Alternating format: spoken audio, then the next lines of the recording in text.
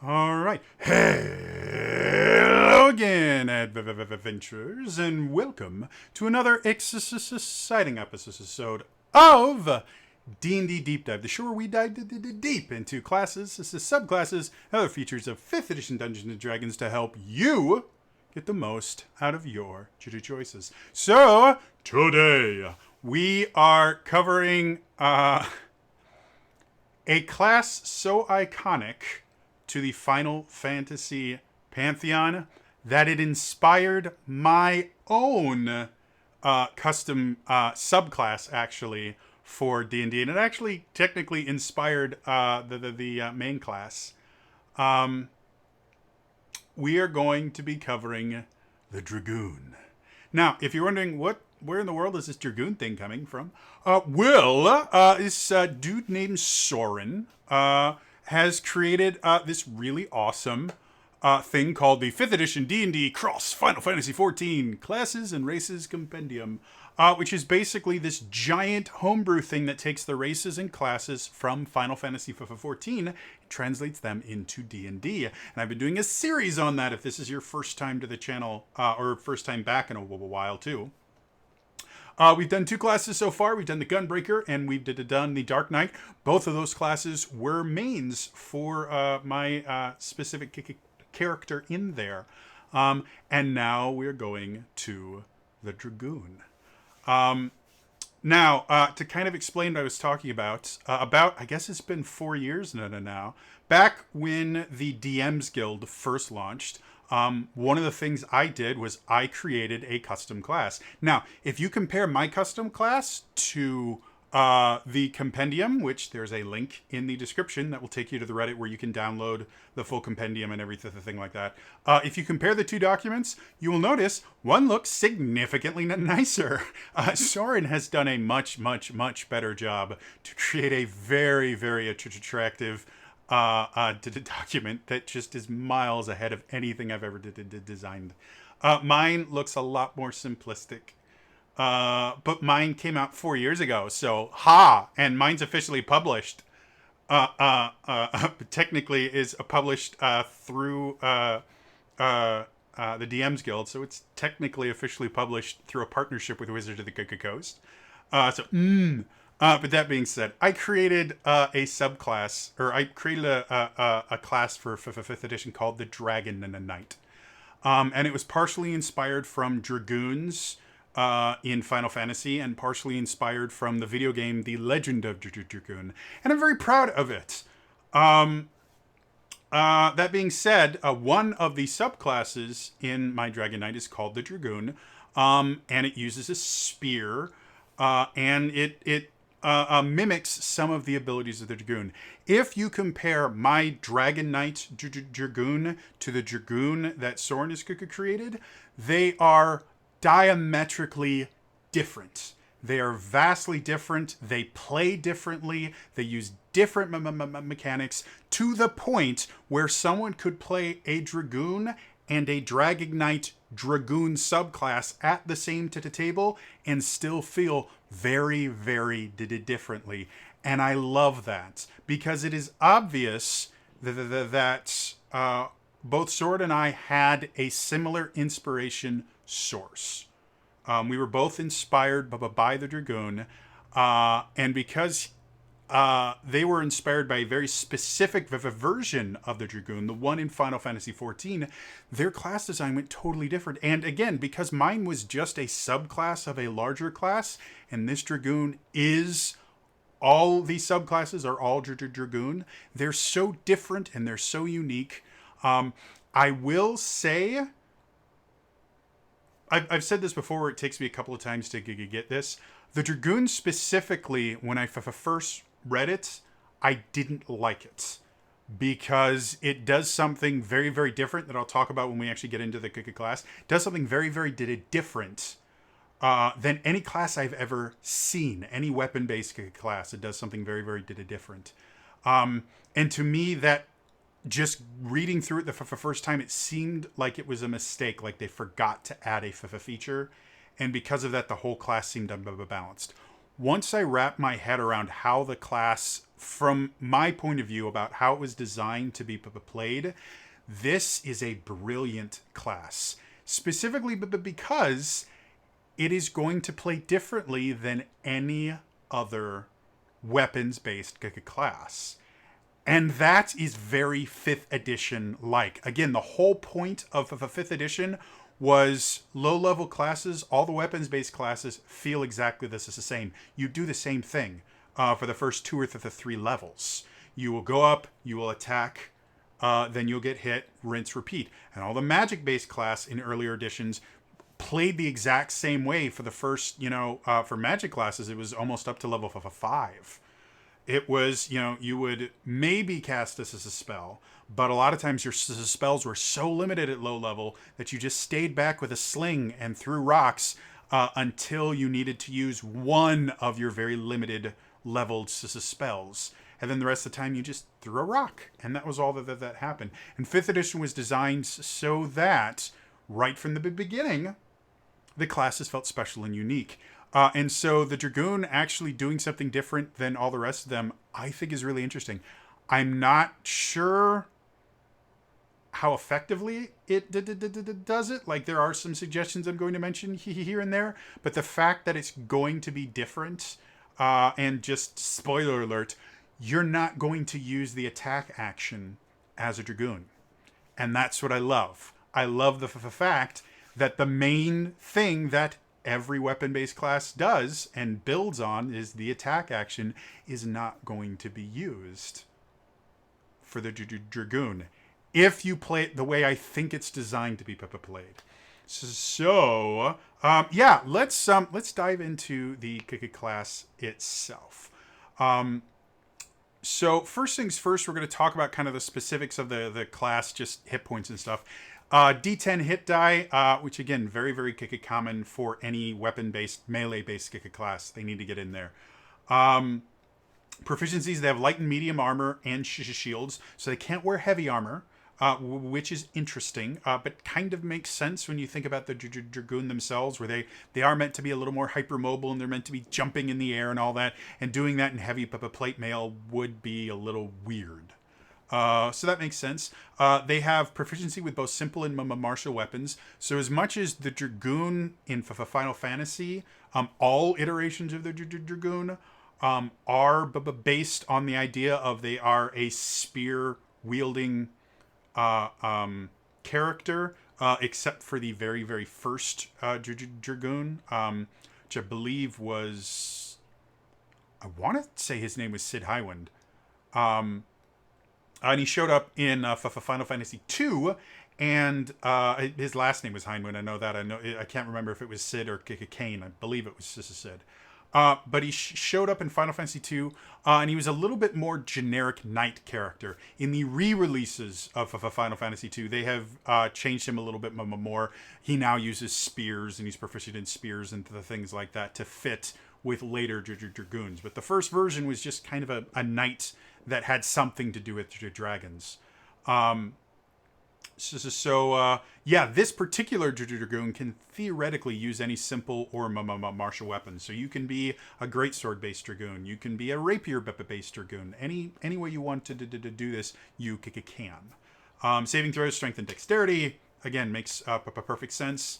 And then skills you really don't need to get into because with background and everything, your skill choices are really not that limited. You can have training in any skill you want if you choose the right background. And if you choose the right race, a couple of races actually give you proficiency in skills as well. So yeah. Yeah. So let's dive into the actual class features. First things first, very quick refresher on 5th edition class design. In 5th edition, as I said before, all classes are designed to play very differently right from the beginning. In order to do that, they have these things called defining features. These are things that are either exclusive to the class, or the class gets earlier or uses in a different way than any other class, and it makes them feel different. It makes them play different. In order for something to be considered a defining feature, it has to show up within the first 2 levels. Because that's, in 5th edition, that's your introduction to the class. and if the class is going to play differently from level, right from the beginning, it needs to show up in those first 2 levels. So let's talk about the defining features of the Dragoon. The first thing the Dragoon has, it is a defining feature, but it's kind of interesting to say the least. It's called the Dragoon's Trance. Basically, as a bonus action, you enter this trance that lasts for a minute. This is where the first issue comes from when you're looking at this from a rules as written viewpoint. Specifically, it says, while under the effect of this trance, your jump height becomes a minimum of 30 feet, and your jump distance becomes a minimum of 15 feet. Which is fine. It makes sense for what they're describing here. However, the jump action is a defined action in 5th edition to Dungeons and Dragons that has defined rules. This is very similar to the argument I made about the tether bracer in the first Gunbreaker subclass. They said the creature is grappled, but it can still move. Well, grappled actually has rules in 5th edition. The term grappled is a condition and it has specific rules. If a target is grappled, it has a movement speed of 0. So if a target is grappled, it can't move laterally at all. So you have to use a different term. And in this particular instance, your jump height becomes a minimum of 30 feet. Yeah, that's great. But there are rules for jumping in 5th edition, which states whenever you jump, and there's rules about how high you can jump and how far you can jump, and there are suggestions, not really hard rules, but there are suggestions about when a DM might make you roll to do something that is defined as a jump. But one of the rules for jump is any distance covered by your jump is subtracted from your regular movement. So if your jump height becomes a minimum of the 30 feet, that means any time you make a vertical jump, you have to use all of your movement for the jump. You can't jump up 10 feet and then continue moving. Your jump height becomes a minimum of 30 feet. It also means if you don't have somewhere to land that is 30 feet directly above you, you're going to fall 30 feet and take 3d6 falling damage. Now, I don't believe that was what the intention was here. And when you read the other abilities, you'll see that 100% was not what it was intended to be. But again, because they are using terms that are already defined in D&D, it creates issues. And my general rule is if you are doing something that's going to change something in 5th edition D&D, don't use a term that already exists. Use something different. Create your own term. It can seem similar, like while you are in the Dragoon's Trance, you can use a special form of movement called a Dragoon jump. Just by adding Dragoon to it, you can define the rules as whatever you want. And that is something that needs to be defined in here, is how does this particular jump in Dragoon's Trance translate to your movement? Is a Dragoon Trance jump, or I'm just going to call it Dragoon jump going forward, is a Dragoon jump in addition to your movement speed, or is this in place of your movement? That's something that does need to be defined, because it is already a rule that if you use the word jump, you are meaning the jump action, and the jump action is already defined in 5th edition, and it requires you to use your movement, and that significantly limits the Dragoon's ability to kind of be the hypermobile creature that it is designed to be. So that would be my only kind of justification for this. There's another half of this ability I haven't read yet.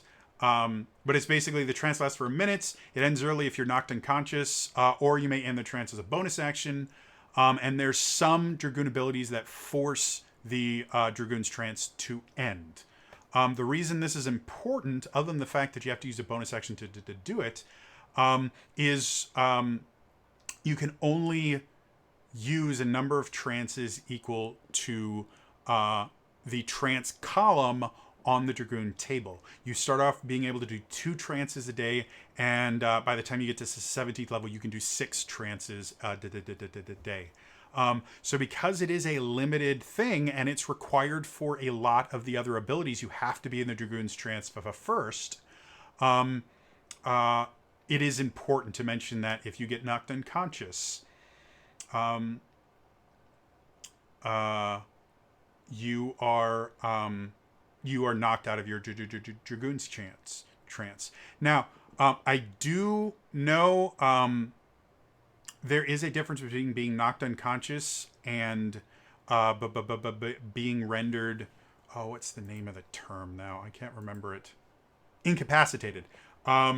If you are unconscious, you are incapacitated. But if you are stunned, you're incapacitated. If you are paralyzed, you're incapacitated. So the fact that they specifically mention if you are knocked unconscious means only if your hit points are reduced to 0 will your Dragoon trance be voided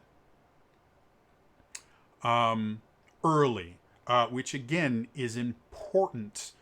Is an important distinction, because when enemies are fighting a Dragoon, which again, if you're playing in a campaign where Dragoons are something that there's more than one of, enemies are going to recognize that the Dragoon's trance is an aspect of being a Dragoon, in the same way that anyone in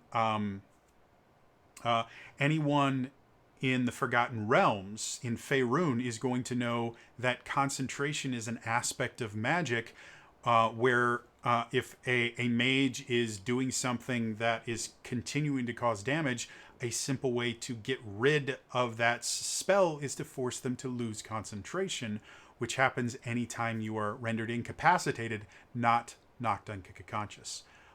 So it will be something that your enemies, if your DM is playing them correctly, will be aware. If your Dragoon is doing crazy damage and is just being a nightmare for the enemy, a smart enemy will target the Dragoon to try and end their Dragoon's trance, because they have a limited number that they can deal with. And that's something you should be aware of.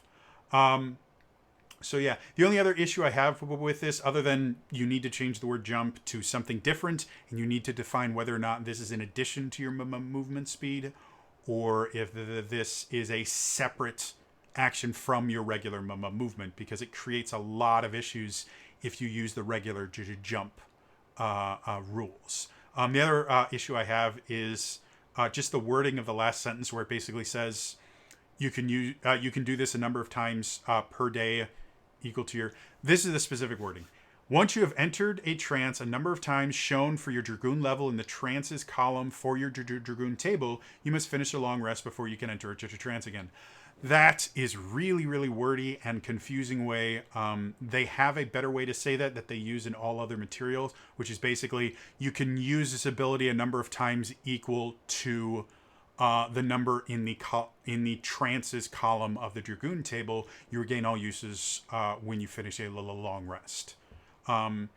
That's a semantics thing. That's an editor thing in my brain, is just change it so it matches the text that 5th edition uses, because anytime you change text, you invite different interpretations of the exact same system.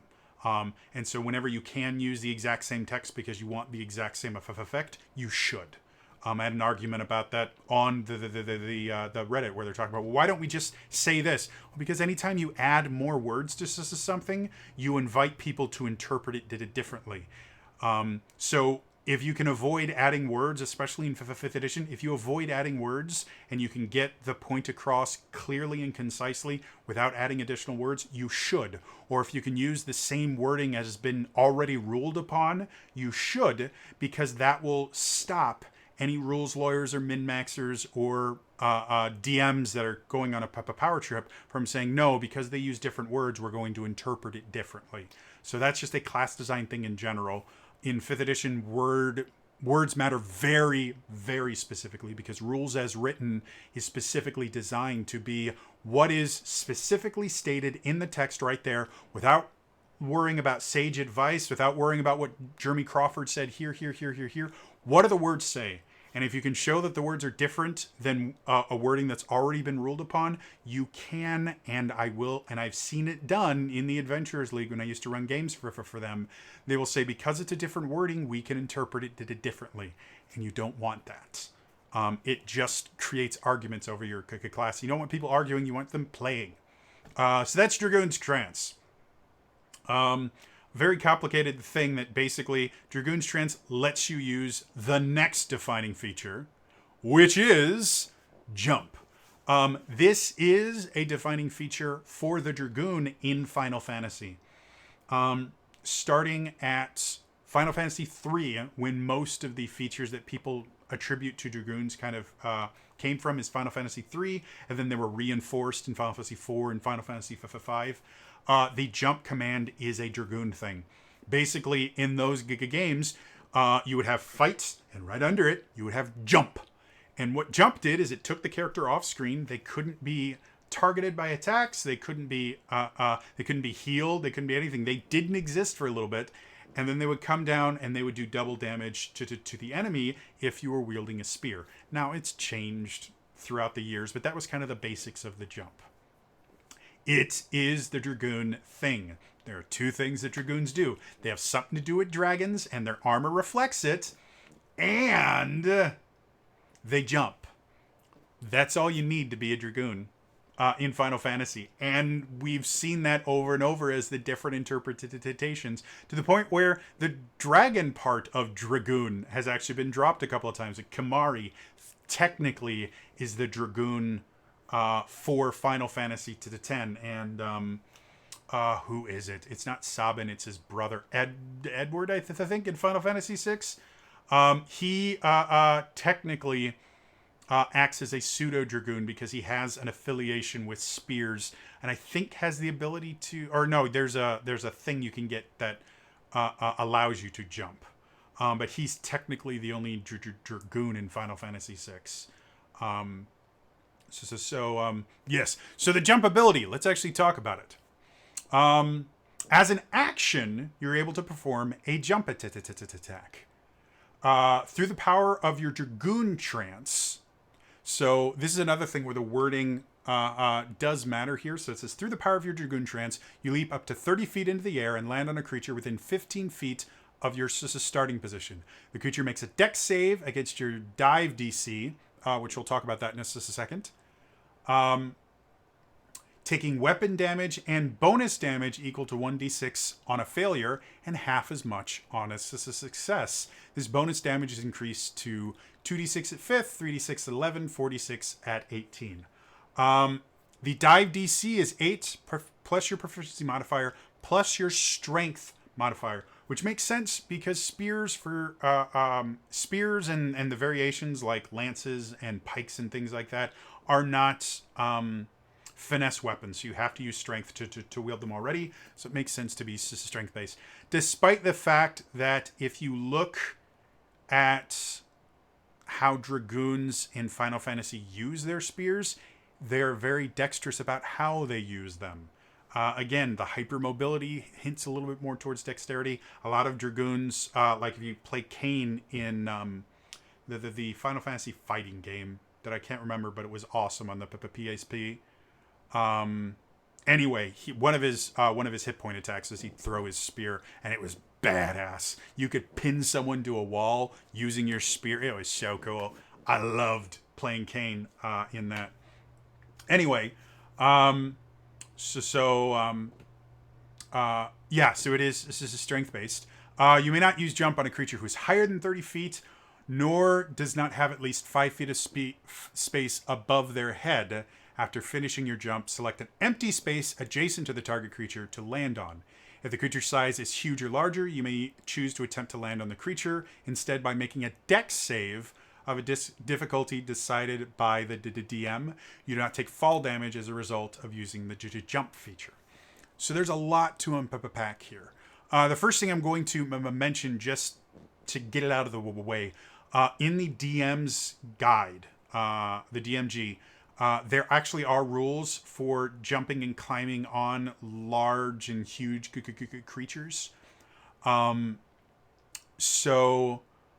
figuring out what the DC is for DMs, that's probably a good place to start, because it actually has some rules about how to basically mount enemies into the things like that. And what it takes to stay on an enemy that is large enough for you to mount. All those things are in the DMG. Definitely look them up. They're not addressed at all in here. They just simply make mention that that is an option, which I think is a good thing. So that being taken out of the way, the first thing I want to mention is being a Dragoon indoors. Most indoor places, like roof size in general, is going to be about 10 feet. In most dungeons and everything like that, it's going to be to 10 feet. So any creature that is taller than 5 feet, you cannot jump on if you are in a space that has 10-foot high ceilings. Now, I have seen a lot of like caves and things like that where they will describe the ceilings as 12 foot, just because to have a 5-foot square above where a medium creature would stand. But that does mean for a large creature takes up a space, a cube that is 10 foot on a side. So a large creature, you would not be able to use the jump action, or the jump attack. They specifically call it the jump attack, which is different from the jump action that's described in the player's handbook under movement. You would not be able to use a jump attack on a large creature indoors. So the Dragoon is limited a little bit by the fact that they need 5 feet of space above the creature in order to make the jump, which makes sense to a point, but again, can be an incredibly limiting thing, because if you are doing like a dungeon delve where you are going through a dungeon, like if you're in Undermountain, a lot of the ceilings in there are going to be 10 feet, and there are going to be a lot of creatures that are taller than 5 feet that is going to make jump completely useless. I understand the justification why, because you are literally jumping up and landing on them. However, from a practical standpoint, I think needing at least 5 feet of space above their head is going to make it so the majority of medium-sized and all large creatures will not be able to have one of the defining features of this class used on them. And that's going to severely hamper... it's basically going to mean that Dragoons are only really going to be fun to play in campaigns where you fight outdoors a lot, or where like an Underdark campaign where technically you're underground but the ceiling's 200-300 feet above you, things like that. But any fighting indoors, you're going to be significantly more limited, especially at level 1, where your only defining feature you've gotten so far is your jump attack. So that's that's my big criticism, is the 5 feet of space above their head needs to be modified. Maybe not a full 5 feet, maybe make it 3 feet or something, or make it so that as long as there is some space above their head, and don't define it by a thing, because rules lawyers are going to cling to that, and especially power tripping DMs are going to cling to that and go, yeah, the fact that your jump attack is a defining feature and it's one of the things that you can do with your action as a Dragoon. I'm not going to let you use it in this entire dungeon, because none of the ceilings are going to be higher than 10 feet, and all the creatures you're fighting are going to be taller than 5 feet high. Again, doesn't need to be much taller. It could be 5'2". Still means there's not 5 feet between them and the ceiling. There's only 4'11" inches. So that's the big criticism. The other thing, because of how the rest of this class is built, I like the fact that this is guaranteed damage. Because you take half damage on a failure, this is the only... It's not limited. There's not a number of charges. This is just an action you can always take. So the Dragoon, even when they quote-unquote miss, is always going to be doing damages. I like that. But when you get to really high levels where missing is not going to be happening nearly as much, and creatures get a lot more hit points... this is going to start becoming an issue, because dex saves are extremely common. There are a lot of creatures that have, at high levels, that have plus 10, plus 11, plus 12 dex saves because they're legendary creatures. And they can just choose, with legendary resistance, they can just choose to make a saving throw. It's really going to hamper this ability with it only being a d6. And I see d6s, every single class has had something based on a d6. D6s are great. They're not the be-all, end-all of D&D.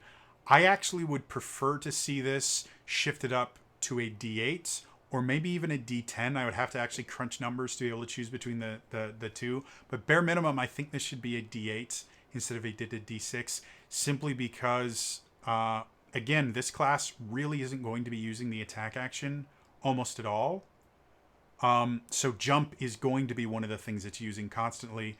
And just using a spear two-handed, spear is versatile. Just using a spear two-handed will let you do a d8 of damage. Now, you do get to add your weapon damage plus this d6 extra, but still the d6 just isn't quite enough for me. I'm going to say not a d10 now that I've talked it out and thought about it.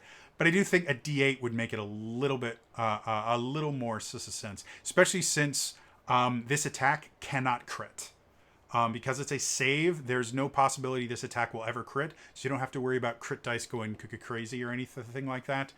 So I would say change it to a d8, and then change that it needs 5 feet of space, because it basically means Dragoons can't operate indoors at level 1. So yeah, that is the jump. At second level, you get 2 things. First one is fighting style. Talked about this many times before. I'm not going to go into the specifics, but the fighting styles you have access to: defense gives you extra AC, dueling extra damage when you're using a single weapon and no weapon in the other hand. Great weapon fighting, you can reroll 1s and 2s, and then 2-weapon fighting, you can add your modifier damage to offhand attacks. So this Dragoon can be a dual wielding Dragoon as well, though. Again, with the fact that you're not generally using the attack action with this and how the class is built, I don't think dual wielding is nearly as useful for the Dragoon as it is for maybe the Dark Knight or the Gunbreaker with certain builds. Yeah. So it's fighting style. The other thing you get at second level is Lancet. Which is another ability that showed up in the Final Fantasy V. It was an ability you could learn from being a Dragoon. And basically what it was is you would do damage and you would actually drain hit points and magic points from an enemy. It was really fun to have someone level up their Dragoon until they got Lancet and then turn them into a spellcasting class, and they could just cast spells constantly, and once they were out of magic points, you would just Lancet until you had enough and then cast more. It was super fun, to the point where there's actually a hint in the game you can find in a book in the second world in Final Fantasy V. You can find a book that references teaching a black mage the Lancet ability, makes them uber powerful because they never run out of magic points. It's super fun. So Lancet works slightly differently. And I will say in my Dragon Knight Dragoon, I have an ability that's based on the Lancet. So again, we both had similar inspirations. We just took them in different directions, and I love that. So, while under the effects of Dragoon's Trance, so again, requires Dragoon's Trance, as an action, you may make a melee weapon attack that drains your target's vitality. You recover hit points equal to half the damage of your weapon attack, rounded up. You can use this feature number of times equal to your strength modifier. You regain any expended uses when you finish a short rest. So, this is an ability that allows you to heal. And what makes it a defining ability, other than the fact that there isn't really a class that can do something this specific, is there are other abilities that you get later on in this class called thrusts that I think Lancet should be renamed Lancet Thrust. Just so we can basically group all the thrusts as a defining feature, because those are the two different things you're going to be using other than instead of the attack action. You are either going to be jumping as the Dragoon or you are going to be thrusting. The rest of the thrusts don't require you to have Dragoon's Trance on. So those are the things that you will use when you don't want to use your Dragoon's Trance, or maybe you run out of uses or whatever. You can always use the thrust. Lancet specifically requires you to be in the Dragoon's Trance. And I think that makes sense. So calling it the Lancet Thrust allows it to be special, allows it to be limited to where you can only use it a number of times. You could use just a strength modifier, but also allows you to group it together with the other thrusts to make it a defining feature of the class, and to have that defining feature expanded. Because otherwise, you don't get heavy thrust, the thrust attack, until 5th level. And by 5th level, it can't be a defining feature, but you get 2 more after heavy thrust. You get 2 more thrust attacks. So it is a defining feature, but for it to count as a defining feature, it needs to show up within the first 2 levels. And Lancet is basically used the same way that you will be using your thrust attacks. It is what you do as an action instead of the attack action. Just this one allows you to heal. The other ones will allow you to do other different things. They're all very interesting. They're all very useful in a lot of different situations. So yeah, just calling it Lancet Thrust will help to organize it better, I guess is the best way to explain this. And that's it. It's a wording thing, and it's an organizational thing based on 5th edition class design. There's nothing wrong with Lancet. It's an awesome ability. The other thing that's really nice about Lancet from a use perspective is specifically the words, you recover hit points equal to half the damage of your weapon attack, rounded up. Not weapon damage, but the damage of the weapon attack. Which means if you have a magic item like a Flame Tongue Sword or a Frost Brand that does additional damage every hit, that's going to mean you do extra healing from Lancet. It means if someone casts Holy Weapon on you or Elemental Weapon on you and gives you additional damage anytime you attack, you are going to be able to use that additional damage to get additional hit points. It also means if you crit, you're going to be able to get additional hit points back. So the build of this Lancer, especially if you do something like take the piercing damage, the Piercer feat. The Piercer feat allows you to roll an additional damage die anytime you make a critical hit with a weapon that does piercing damage. So to use simple things, a pike does 1d10 damage. If you get a critical hit with a pike, it does 2d10 piercing damage. If you get a critical hit with a pike while also having the Piercer feat, you do 3d10 piercing damage plus your ability modifier. So as you can see, combining this with feats that give you additional damage, especially since a pike is a kind of spear, so it fits with the Dragoon theme. Combining it with things like elemental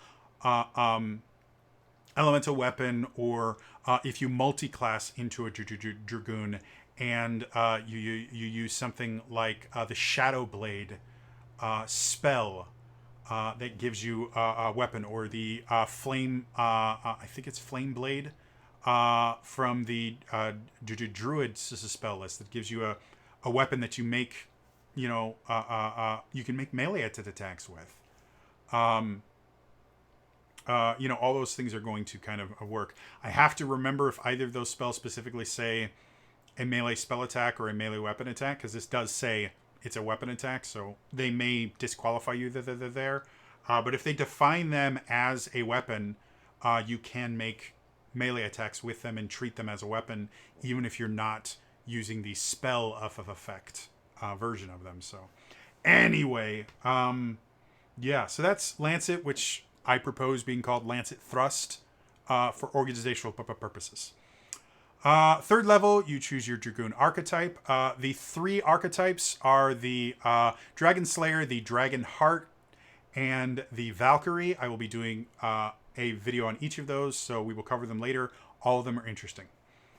4th level, ability score improvement. We see this all the time. 5th level, this is where things get interesting. Every other melee class gets extra attack at 5th level. The reason they do this, if you're not aware, the reason that 5th level is where you get extra attack is because that's where you get 3rd level spells. And I've talked about this before. 3rd level spells are a major step up from 2nd level spells. The jump from 1st to 2nd level spells is not that big. A lot of 1st level spells, when cast at 2nd level, will do similar damage, will have similar effects. There's not a huge difference. Going from 2nd to 3rd level is massive. Fireball is a 3rd level spell. And that's 8d6 damage compared to something like I can't remember the name of this spell now. Flaming Hands or something like that. It's a 1st level spell. You shoot a 15-foot cone of flame. My God, my brain is not working right now. Anyway, so that's why at 5th level, all weapon-based classes get extra attack. The Dragoon doesn't. What they do get at 5th level is 2 new abilities. They get Heavy Thrust and True Thrust. Heavy Thrust, as an action, you make a melee weapon attack. This attack deals additional damage equal to the weapon die and the relevant ability modifier. You may choose to re-roll the results of the additional damage die, but you must use the new results. Critical hits only apply to the weapon attack, not the bonus damage. First things first, because of how this is worded, that last sentence isn't technically needed because it says this attack deals additional damage equal to the weapon die and the relevant ability modifier. Because it's not saying roll an additional damage die, it's saying add additional damage equal to.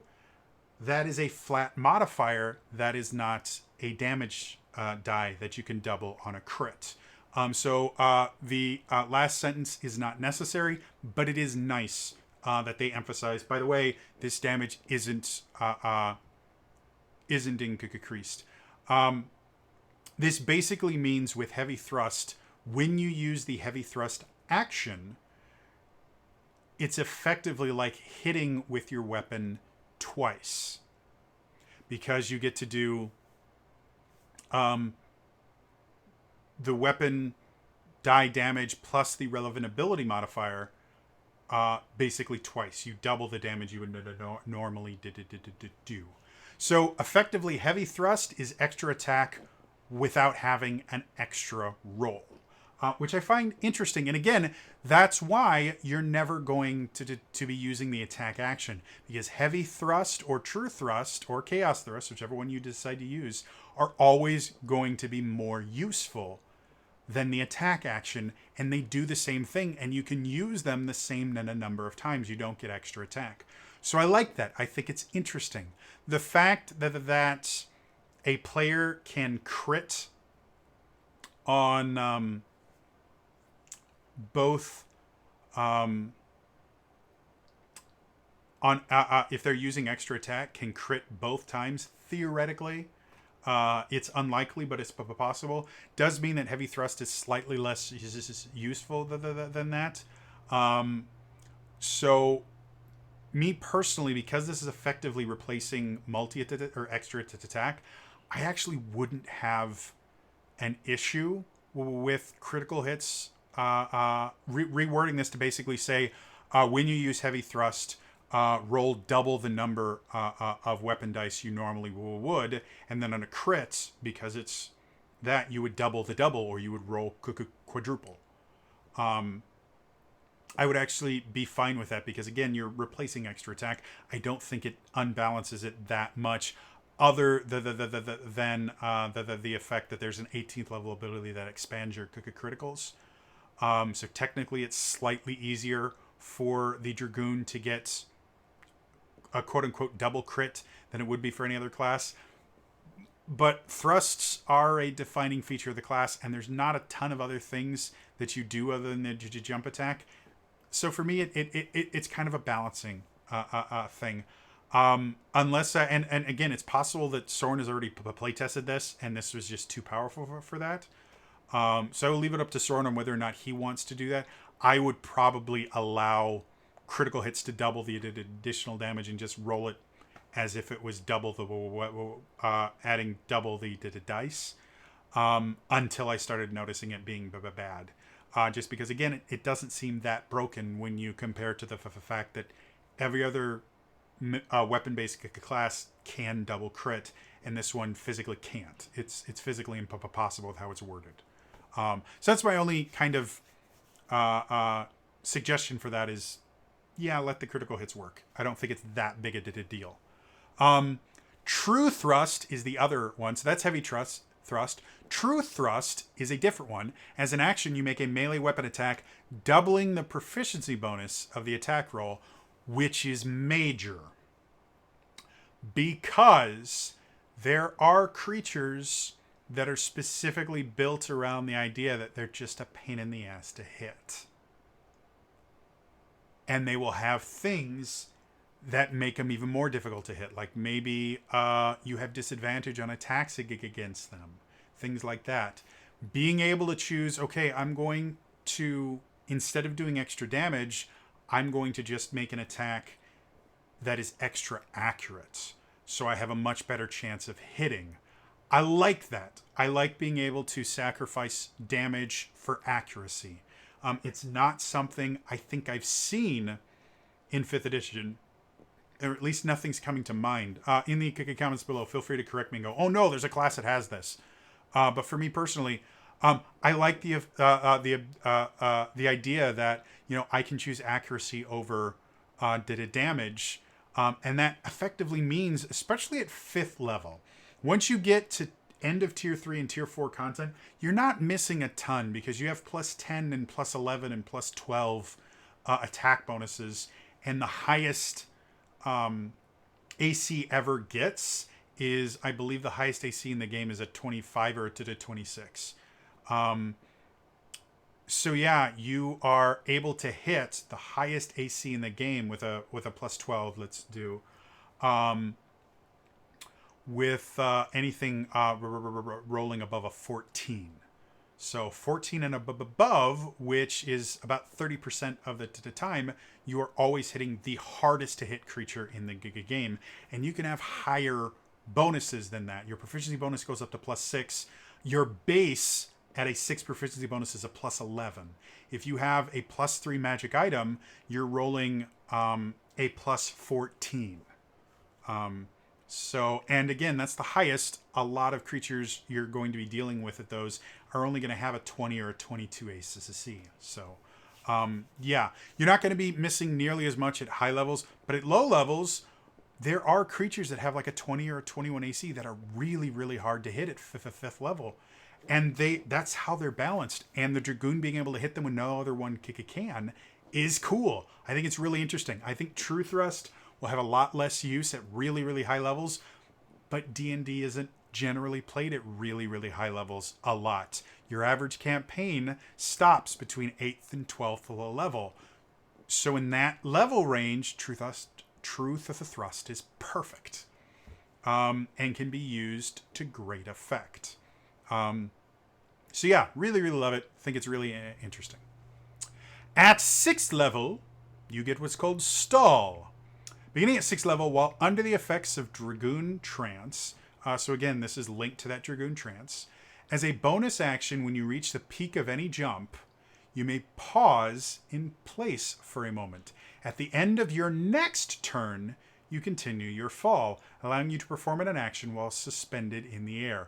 This isn't something that exists in 5th edition. I'm relatively certain of that. Again, correct me in the comments if I'm completely wrong.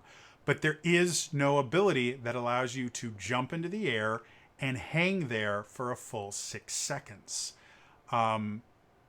Something that I have actually done as my Shadow Monk.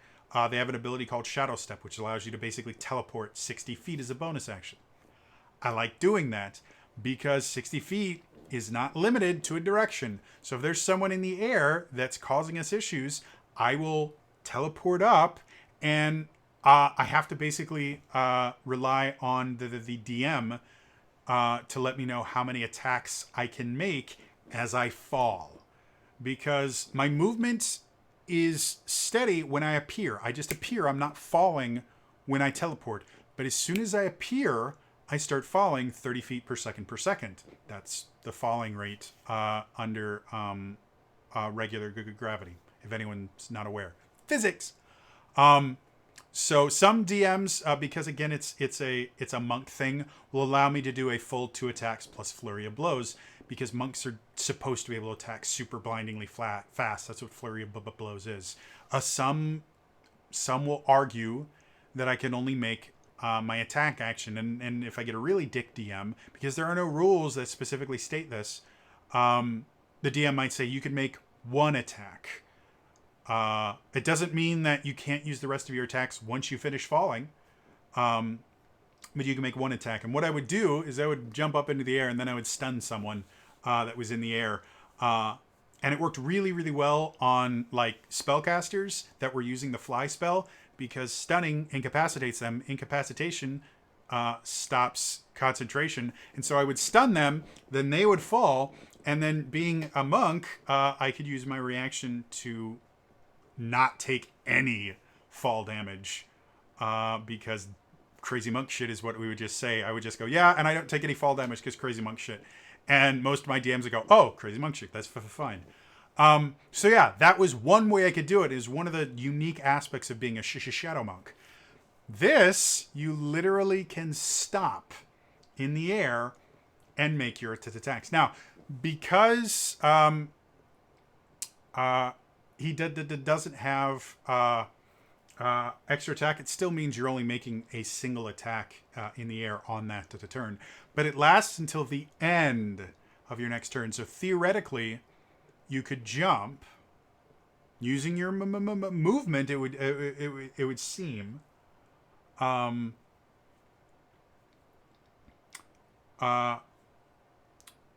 You can jump, hang in the air, do your action, wait until the next turn, do another action from the same place, and then fall. It could mean that you could use your movement to jump up, because again, according to Dragoon Trance, your minimum jump height is 30 feet. You move your movement to jump up, use a thrust attack while you're up there, like heavy thrust when you're up there, and then on your next turn before you fall, you could use your jump attack to jump and hit a creature.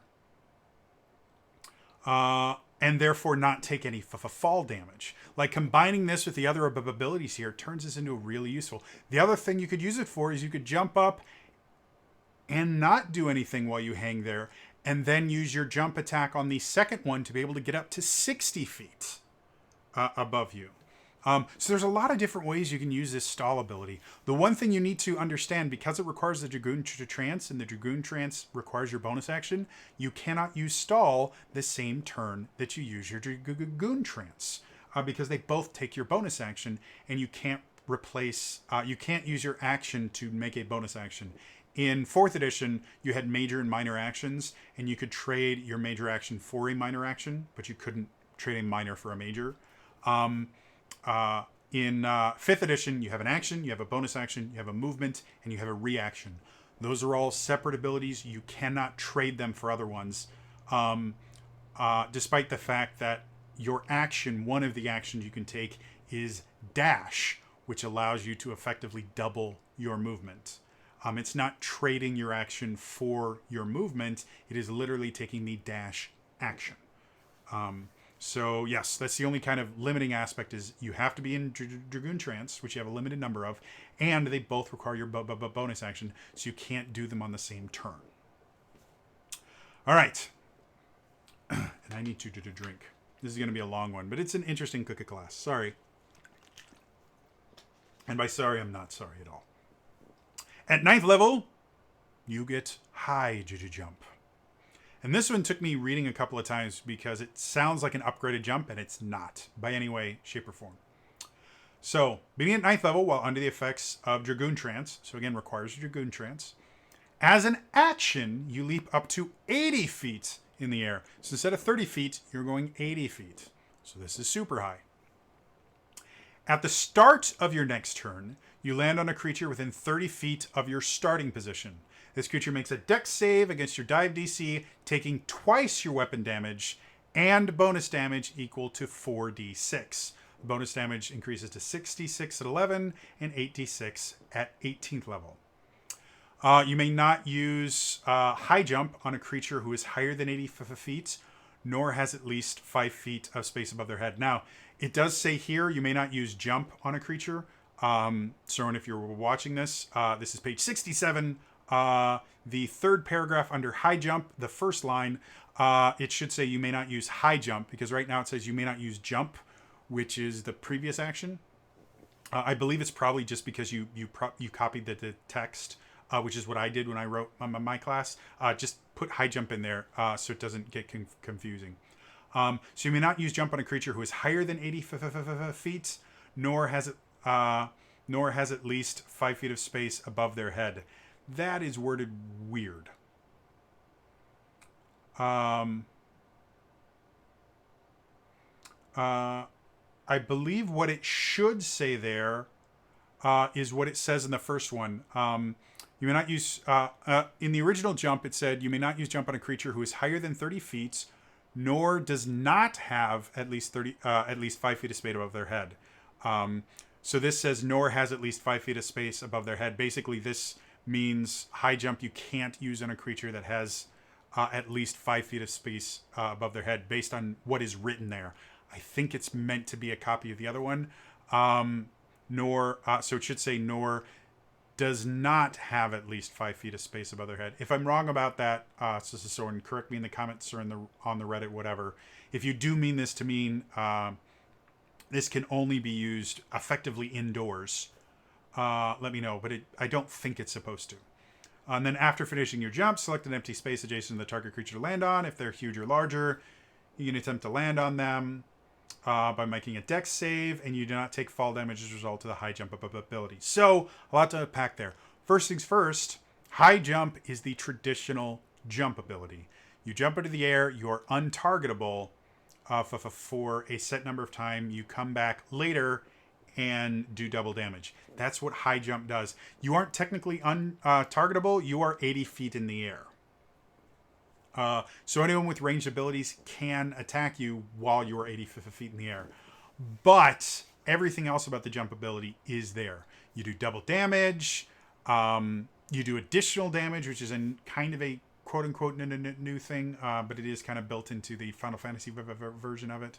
The other thing that's interesting about this is high jump and jump. High jump is not an upgraded version of jump. It is a different ability, because jump happens on your turn.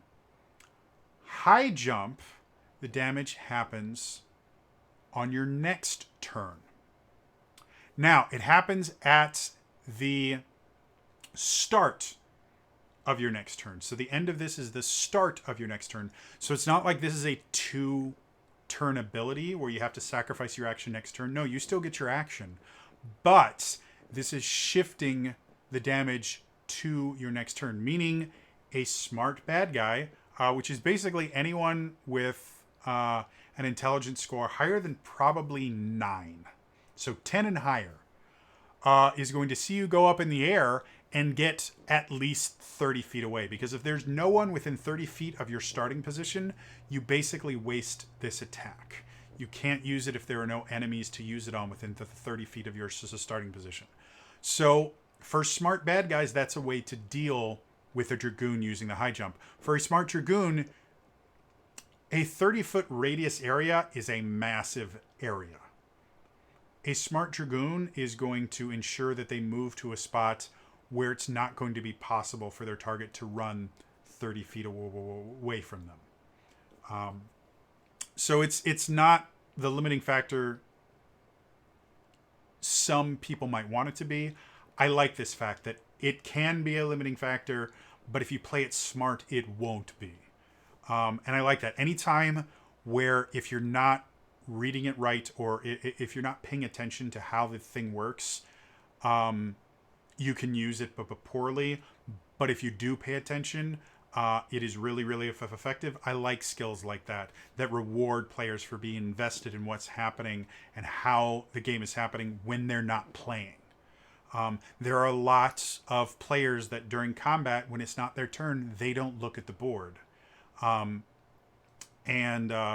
any class ability that kind of encourages the players to keep track of what's happening when it's not their turn is always a good ability for me. Again, still not sold on the D6s, though, with the fact that this is 4, 6, and 8 instead of 2, 4, or 2, 3, 4. I'm more at home with the D6s for this because 8d6 is a lot more than 4d6 at high levels. So this one I don't think needs to change to d8s. I think just the original jump does, and it helps to kind of distinguish it as being a different kind of ability. The other thing that's interesting about high jump is this is not a guaranteed damage ability. There's no mention in here of taking half damage on a fail. High jump is they make their save, they don't take damage. So this is another ability that you do need to kind of gauge it. You average damage, you're going to be better off with your jump. But if you have someone with a low dexterity score, or a legendary creature that's used all their legendary resistances, high jump is a really good way to start stacking massive amounts of damage, especially if you don't want to use your thrust attacks. High jump becomes incredibly effective. But again, it's going to be limited by the fact that if you're indoors, you're going to have an issue pulling it off. So it's a really interesting ability. There are specific situations where it's going to rock. There's specific situations where it's going to be worthless. And that's how these abilities should be. There shouldn't ever be a situation where, well, this is always the better ability. It's always going to be this, because then it's not a choice. It is, we're going to make the choice for you by making everything else significantly worse than this. And that's not fun in tabletop RPGs. Next, at the 10th level, you get what's called Crash Landing. When you complete a successful Spine Shatter Dive or High Jump, Spine Shatter Dive is a subclass ability, so we don't have to worry about it. We'll talk about it when we actually deal with that subclass. It's the Dragon Slayer subclass. If the target creature has a flying speed, it is reduced to 0 for a number of rounds equal to your strength modifier. This is interesting because I believe it's intended to be if you hit with a Spine Shatter Dive or a High Jump and you have Crash Landing, you can actually force a flying creature to hit the ground. That's really cool. It's really interesting. That's also not how it works in 5th edition Dungeons & Dragons because of an ability called Hover. There is, in the Dungeon Master's Guide, there is guidance on what happens to a creature that has a flying speed that is reduced to 0 while it is flying. And officially it says, if the creature is magically flying due to a fly spell or something similar to it, or they have the ability to hover, which I believe the vast majority, if not all creatures that have a fly speed, have the hover thing, they simply stay aloft. Even if their speed is reduced to 0, because they can hover, they can still stay aloft, so they're not going to take fall damage. It's also true if you knock them prone while they're in the air. If they are flying due to magic, like a fly spell, or they have the hover ability, knocking them prone doesn't knock them out of the sky. So Crash Landing doesn't actually do anything as it is written here, because there are already rules in 5th edition that states a creature with the hover ability doesn't, even if their speed is reduced to 0, does not get knocked out of the sky. It stays aloft. So I think Crash Landing should specifically say because it is nice to reduce their speed to 0 for a set number. But this specifically says its flying speed is reduced to 0. So if it has other movement speeds, which most creatures that have flying also has a regular movement speed as well. So this wouldn't mean that they're stuck in place on the ground. But the way crash landing is worded right now is, yeah, they're just stuck in space, unable to move for a number of rounds equal to your strength modifier, which by 10th level is probably going to be a +5 since it's your dive DC, it's your attack ability. You're going to improve it a lot. It basically means if you do a high jump, they're just stuck in space where no one can hit them without doing a high jump or having ranged attacks or something like that. I think what this is supposed to be, because it says crash landing, is it's supposed to make them plummet to the ground, which would make them take fall damage. And because this only happens when you do a spine shitter dive or a high jump, not on a regular jump, it means that the Dragoon will not take damage, but the bad guy will. Will not take fall damage, but the bad guy will. In order to do that, it would have to mention something in there that says when their speed is reduced to 0 because of crash landing, they lose the benefits of hover or magical flight and they fall to the ground. Taking fall damage is normal. If that's what you want this to do, that is something you do need to specifically state. I know I just said don't add extra words if you don't need them. This one needs the extra words because there are already rules that say that doesn't happen. And that also means the Dragoon is going to be in trouble with high jump because they have to pick a space within 5 feet to land within the creature, and then the high jump ability is done. But if the creature is 80 feet in the air and the high jump ability is done and the Dragoon lands in a place within 5 feet of the creature, which is 80 feet in the air, well, now they have to fall 80 feet, which is 8d6 to the damage. And because high jump is done, they no longer get the benefit of they don't get fall damage from that. So this turns high jump to any creature that is flying. It turns high jump into a very, very bad idea. But because now high jump is going to cause them to take lots of falling damage. So I think if I'm reading it correctly, it's supposed to cause the creature to fall, which is cool. I like that. There isn't a way to do that in 5th edition currently. And because there isn't a way to do that in 5th edition currently, you do have to mention in there, it removes the benefit of the hover ability or magical flight and causes them to fall. Because without that, this basically just means they're stuck in the air for a number of turns. And if you add that, it means they are grounded for a number of turns. They can still move, but a lot of creatures with flying speeds have slower walking speeds. It turns this into a very unique class to deal with flying enemies.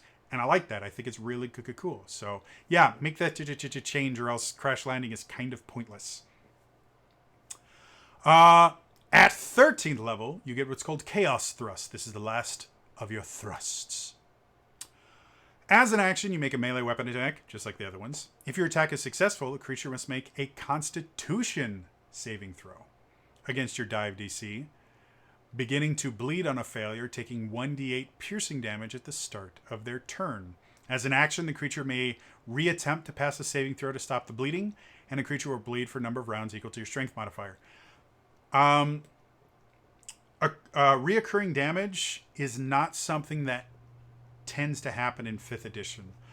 It was something that happened in 4th edition. They actually had a specific damage type that was called reoccurring damage. Or it wasn't a damage type, but it was a specific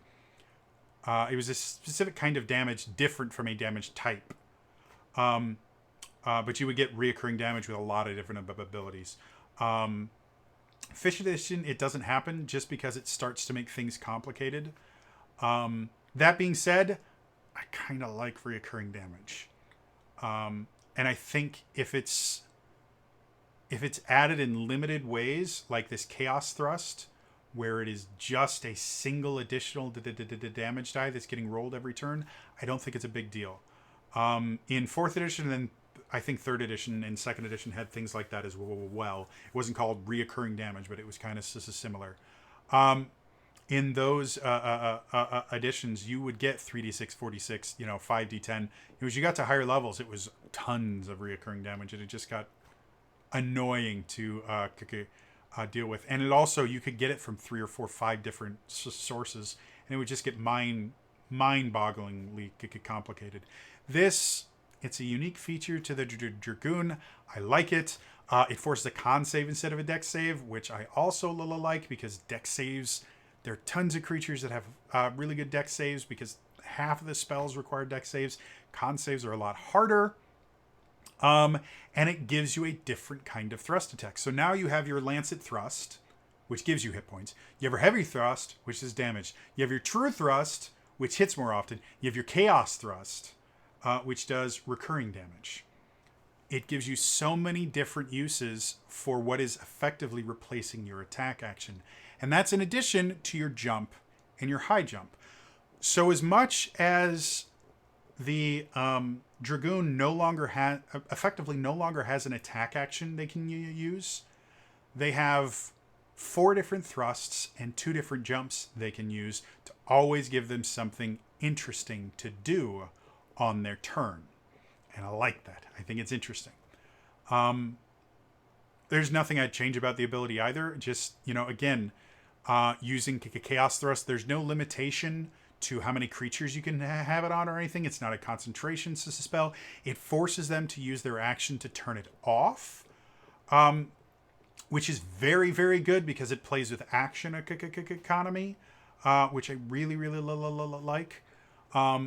So yeah, there's a lot of different uses for Chaos Thrust, whether it's hitting something with Chaos Thrust as your first turn and then just heavy thrusting them to death, or going in with Chaos Thrust and just Chaos Thrusting a bunch of different enemies, so you're constantly doing chaos damage to a bunch of different enemies. All of those, I think, are great ways to use it, depending on how you want to build your character. So, yeah. At 14th level, you get Invigorate.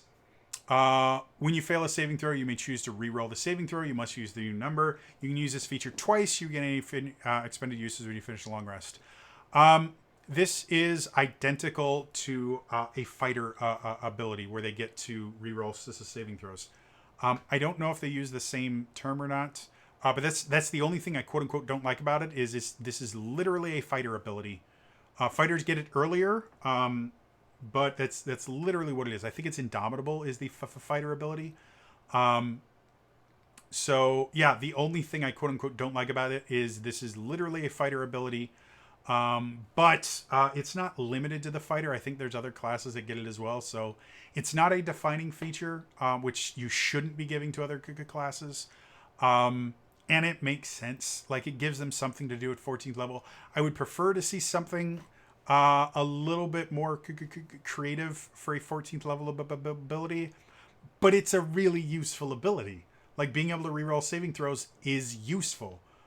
It doesn't really seem to, like, I would like to see it linked a little bit more to the draconic heritage, because dragons, once you get to adult and larger, dragons are legendary creatures. They have legendary resistance. Changing the wording around to link it to legendary resistance would make me like it a little better. Doesn't need to change mechanically, but just linking it to legendary resistance of dragons would make it fit more thematically. So that's the only thing I'd change about it, is it's a really useful ability. There's no way to not say that. It's just a useful ability. However, linking it to something draconic would make it fit with the class better. No need to redesign it, just call it something different. Link it somehow to the draconic abilities. Because we haven't really talked about dragons a whole lot in this. It's all been thrusts and jumps. They haven't mentioned dragons at all. And the reason it's called the Dragoon is they are the Dragon Knight. That's what a Dragoon gets its name from. So call it something dragon. Makes sense. At 17th level, you get Dragonfire Dive, which is another just cool name. When you use your jump or high jump action, you can empower the attack with Fiery Fury. The bonus damage on the dive is increased to 8d8 fire damage. All creatures within 20 feet of the target creature take this bonus damage and must make a dexterity saving throw against the dive DC, taking full bonus damage on a failure and half as much on a success. And your Dragoon Trance ends after performing a Dragon to the Dive. I believe this is the only thing that ends your Dragoon Trance early. So that does make it special, and it does make it something that you want to make sure you're using at the right time. The other thing, it's a 20-foot radius circle effectively, which is a large area that's a fireball area. And you can't bend this around your allies like an evocation wizard can bend a fireball so it doesn't hit their allies. No, if you use this, you are going to hit any allies in that area as well. Because it's a dex save, if you have allies that are monks or rogues that have the evasion feature, or high-level rangers get it as well, they can be perfectly safe as long as they make their save.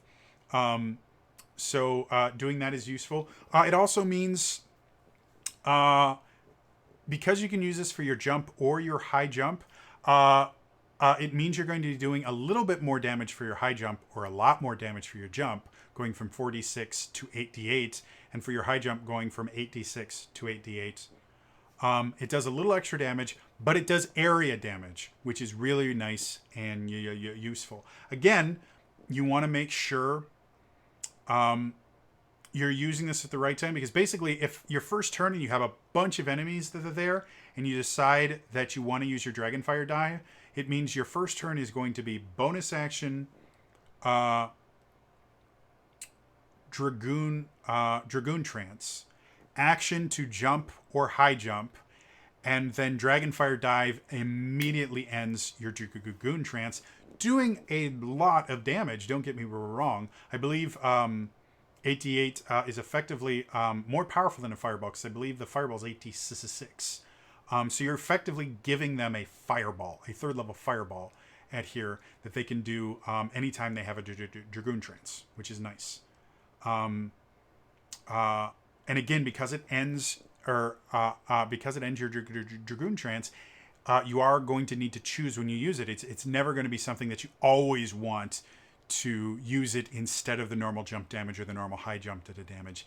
And something that you have to be aware of is if you're using Dragonfire Dive, especially if you're using like high jump on a creature that's up there, it's 20 feet within the target creature. 20 feet goes up and down as well. So if the creature's in the air, remember, you can hit creatures below it and above it with this Dragonfire to the dive. But that also means if it's really high in the air, you're not going to be able to use the area effect aspect of it.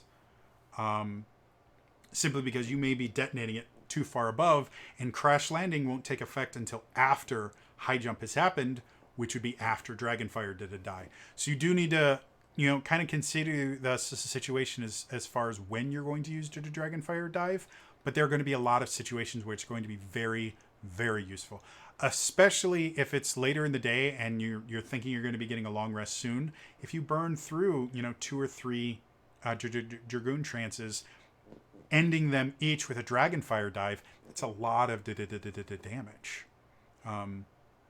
So at 18th level, you get Battle Litany. While you are under the effects of Dragoon's Trance, as a bonus action, you can inspire the ferocity of yourself and your allies. Your melee weapon attacks and those of your allies who are within 10 feet of you land critical hits on a die result of 19 or 20 for a number of rounds equal to half your strength modifier. This does not overwrite or add to already present critical hit range increases. This effect may be activated once each time you enter a new Dragoon's Trance. So by 18th level, you can use this twice.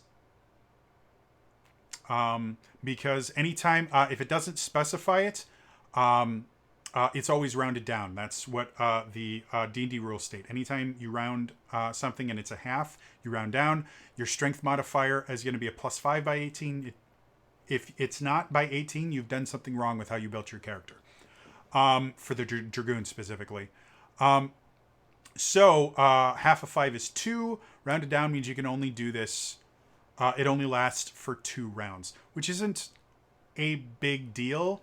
But tying it to half your strength modifier, you could just say it lasts for 2 rounds, because by 18th level, they're going to have a +5. I also think 2 rounds for expanded crits, it's not that big. That still means you only have a 10% chance of rolling a crit. And again, unlike every other weapon class, you only get 1 attack. So you get 2 chances with a 10% crit chance instead of a 20%. I'd actually be fine with this going, if you want to keep it linked to the strength modifier, rounds equal to half your strength modifier rounded up. Give him 1 more round. Just because, again, for champion fighters who already can crit all the way down to an 18, this doesn't do anything for them. But for every other fighter, or anyone that uses multi-attacks, things like monks that get a lot of attacks, any class that's built on attacks, berserker,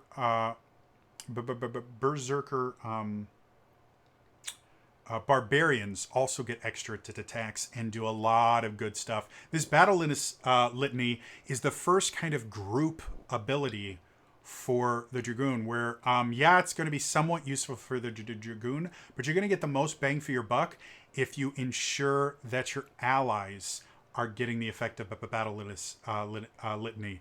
It also means you don't want to use high jump when you have Battle Litany on, because if you're up in the air, no one is within 10 feet of you. No one else is going to get the benefit of your Battle Litany, which is the real useful aspect of this. So I'm going to say make it half your strength modifier rounded up, so they have 3 rounds of it. But other than that, it's good. I like that it's limited to once per Dragoon's Trance. Otherwise it's a really cool, interesting ability. And for an 18th level ability, it's a great ability. It really, really is. And can massively change how things are worked. Especially if you combine Battle Litany with Dragonfire Dive, where using Dragonfire Dive, you can end your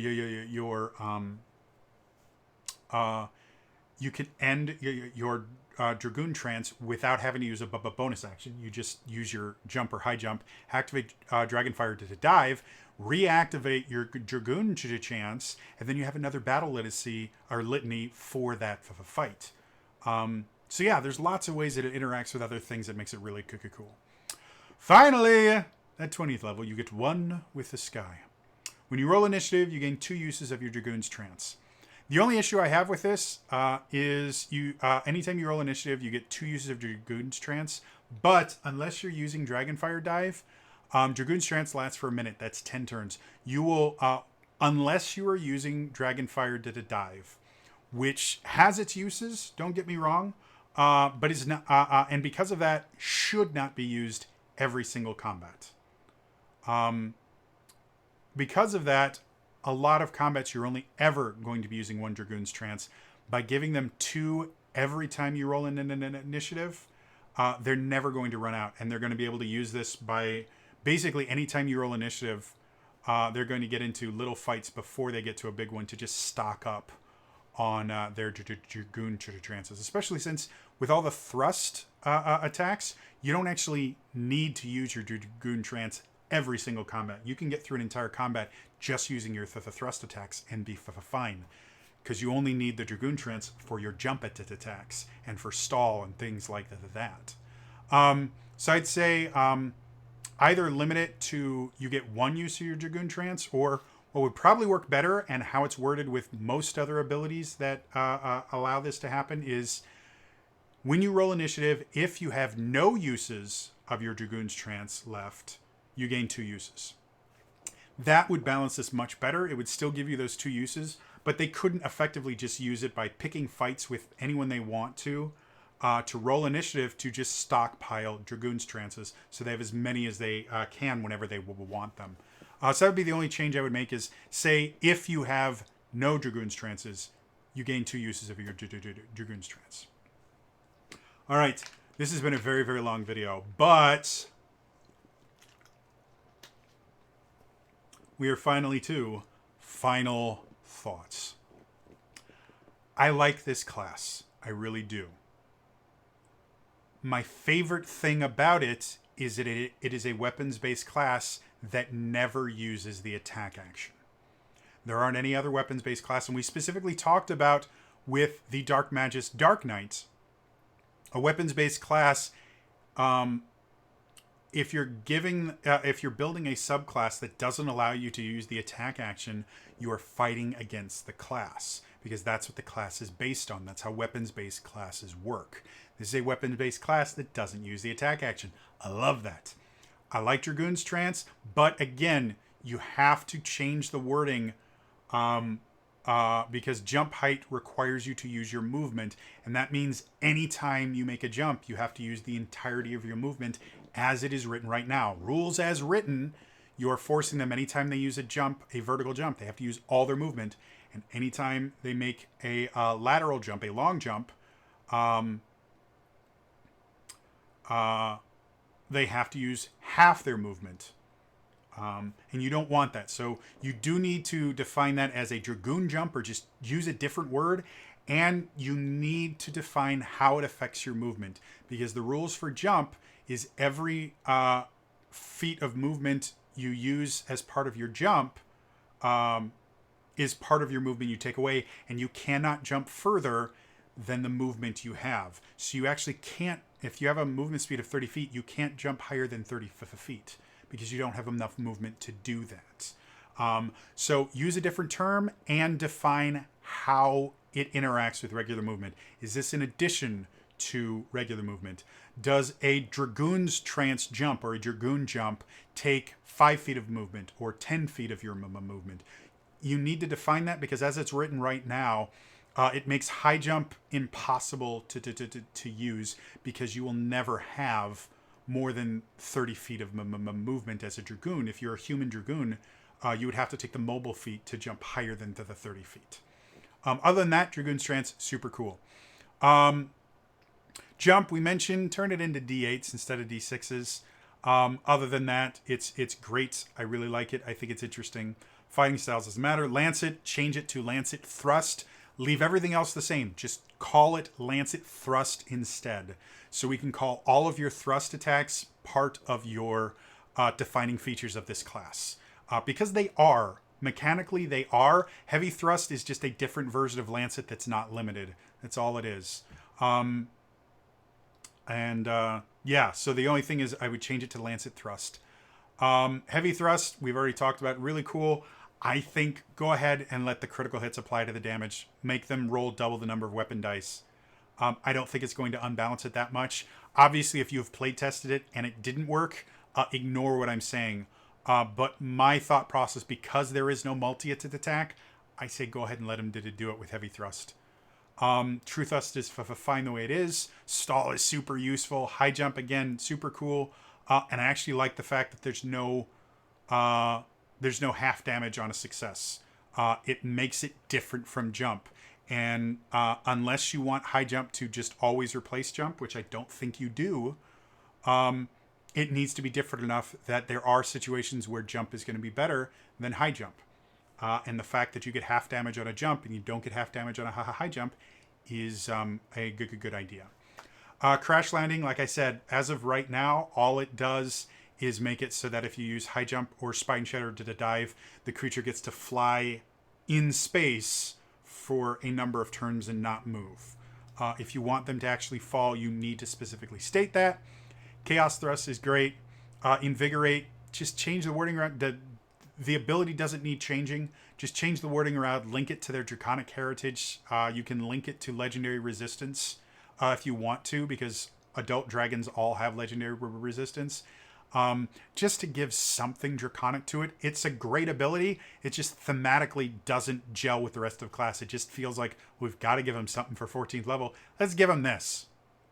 That's all I would say. Dragonfire Dive, super cool. Vastly expands how you play the class. Litany, I say just add to it half of your strength modifier rounded up. So they get 3 rounds instead of 2.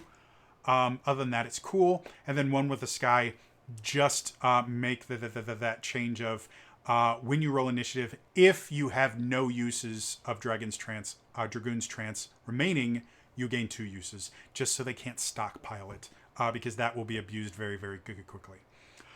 Otherwise, that is going to be all for me today. As always, if you enjoyed this, please hit the like button and subscribe. I keep meaning to say it at the beginning, and I forget because it's not. But if you made it this far, like, subscribe, hit the bell icon to turn notifications on. All of that stuff is really important. The reason YouTubers say it is because it massively affects the reach of the video. When people like the video, when they comment on the video, and when they turn notifications on because of that video, YouTube sends it out like crazy. When people don't, YouTube doesn't let anyone but our subscribers see it. So all of those things are really, really important. In the comments below, this is another thing. If you comment on the video, YouTube sends it out, where if you don't, only our subscribers, and sometimes not even our subscribers, get to see it because of how YouTube treats subscriptions. But in the comments down below, thank you, Phone. Let me know, what weapon would you choose for your Dragoon? Do you want to go the traditional spear? Do you want to be an axe Dragoon? Do you want to be a greatsword Dragoon? Do you want to use one-headed? Do you want to use a spear and shield? Do you want to be a shield Dragoon? Let me know what your personal Dragoon is going to be in the comments down below. Otherwise, again, that's all for me today. I will see you guys next time. I'm super sorry this is so long, but this is a very interesting class. The subclasses will be much shorter. Anyway, again, bye-bye.